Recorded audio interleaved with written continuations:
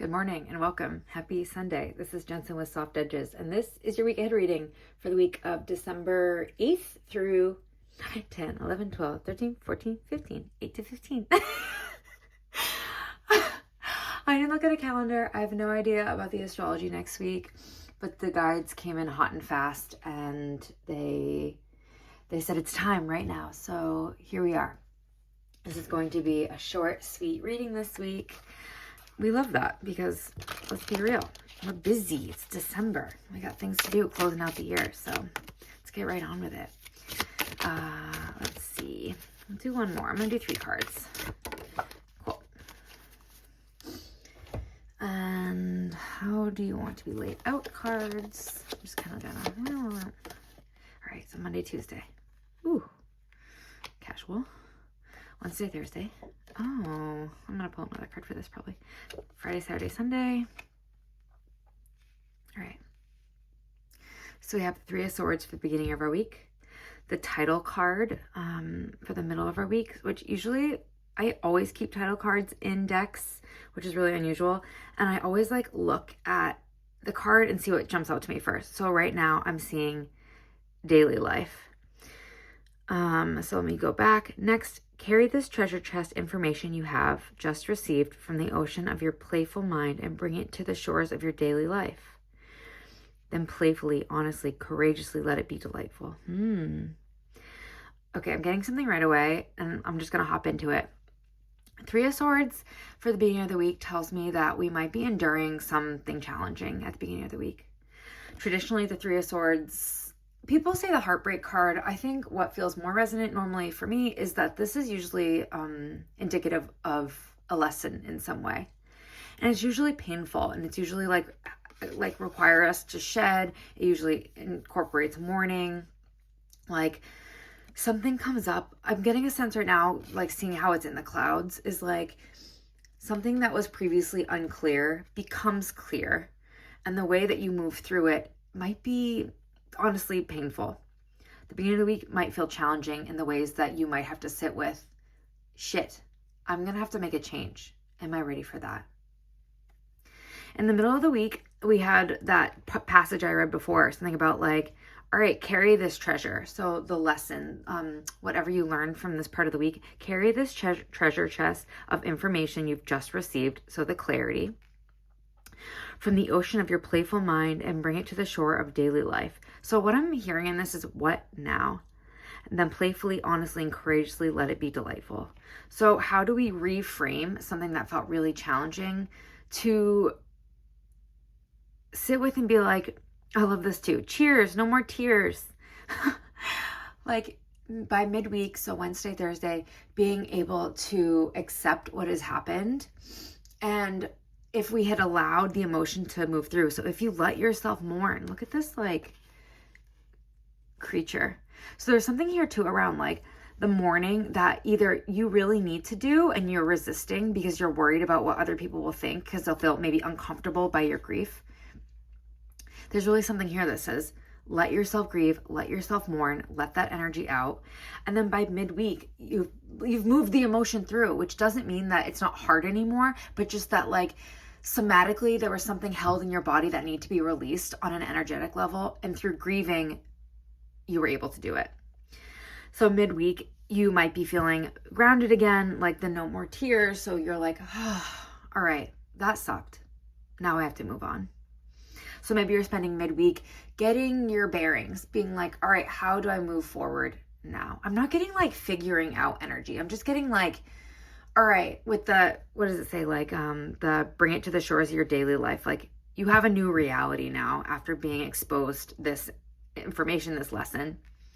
So now you have to move differently. I'm just noticing too, a cave of jewels in a bamboo forest. You choose. There's something here around you get to choose how to move forward from this challenging situation. And maybe you're spending midweek thinking about what that is, what you're moving towards. Finally, at the end of the week, we have the Emperor. So this is Friday, Saturday, Sunday. And I love this Emperor because he's a happy Emperor. And usually we see the Emperor as this really stern, grounded creature, which is so interesting because Aries rules the Emperor, and I would not call, no offense if you're in Aries, but like I don't typically think that Aries energy is grounded. So there's something here, and it's so funny. I am seeing like he's in this chair, but I'm seeing him like balancing. Like what I'm getting right now is like there's ungroundedness and a sense of balance, but it's like it's kind of teetering. It really requires some like inner calm in order for him to be balancing on this toe. I'm also hearing right now that the like a slight flick of the toe would like turn his chair, and then all of a sudden you could change your circumstances, or your circumstances might change. But that you're really watching your world from a higher perspective, or can you view your world from a higher perspective? And how do you like move forward diplomatically, right? The Emperor is, I guess, like it would have to be a diplomat of some kind, right? Like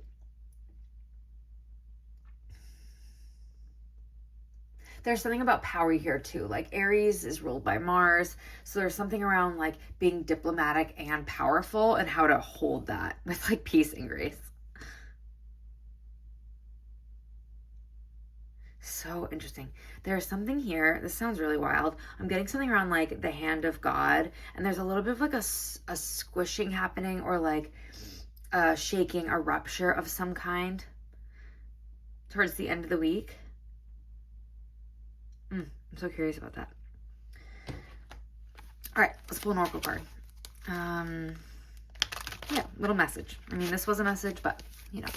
Oh, all right. And they're both like by the lesson, so I think I'll keep these. Oops. Okay. Burn the idols. Interesting. I might read from the guidebook for that. Burn the idols and carry your weather. So interesting. What am I getting here?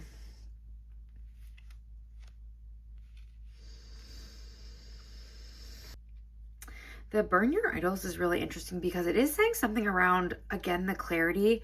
Like once the clouds have broken and you're seeing something for what it really is, there's a sense of like, there's no going back. There's no going back to this like nostalgic way of being, this way that you were living your life that is not real. There's a really loud sense that this week there's like a reality shift. I wonder if Neptune's stationing direct this week. I'd have to look, I don't know. But there's something about a reality shift, and like it's not comfortable when we have to all of a sudden be like, oh, this way I was existing can't be this way anymore. Again, grieve, let that, be sad about it, and then fucking burn it down. It's such, I'm getting like really clear like Scorpio energy, and what I mean by that is just this like having to just like cut it out and burn it out, and just like, yeah, I guess it's not really fair for me to say, but I guess I just like know some Scorpios that have like, if someone has wronged them in some way, it's just like, that's it. They can just cut that person out without feeling too bad about it.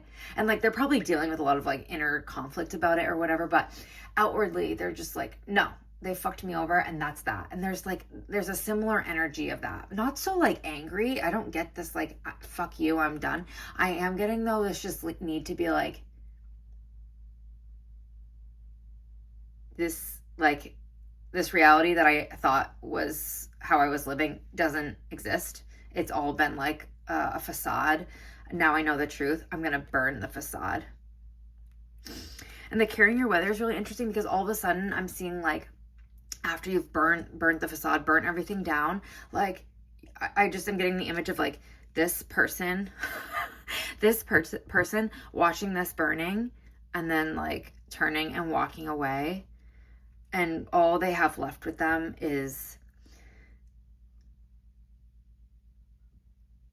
their inner state of being. Like, what is our weather? What would it be to carry our weather? Is it like emotions? Look at this. It's like peace and harmony and like sunshine and joy, but also like the storms, our inner storms. So there's something about just like leaving everything behind and just like moving on and taking it with you, because that is the only thing that's real, is like your inner way of being. I'm gonna just like read in the book, even though I feel pretty confident in the readings of that. Carrier weather, an urging to consider the impact of your energy. Ever changing but omnipresent, your state of being creates a ripple in every ecosystem you enter.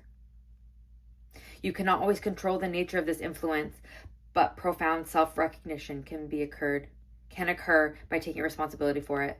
Accounting for your weather is a form of mastery. Yeah, like you can't control the reality that you were living in then, but now you're taking what is real and realizing what's real in order to move on.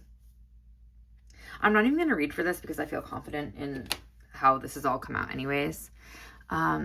Yeah, that's our week ahead reading. Lots of maybe a little bit of a challenging beginning of the week, getting more present and living the reality, your current new reality in the middle of the week.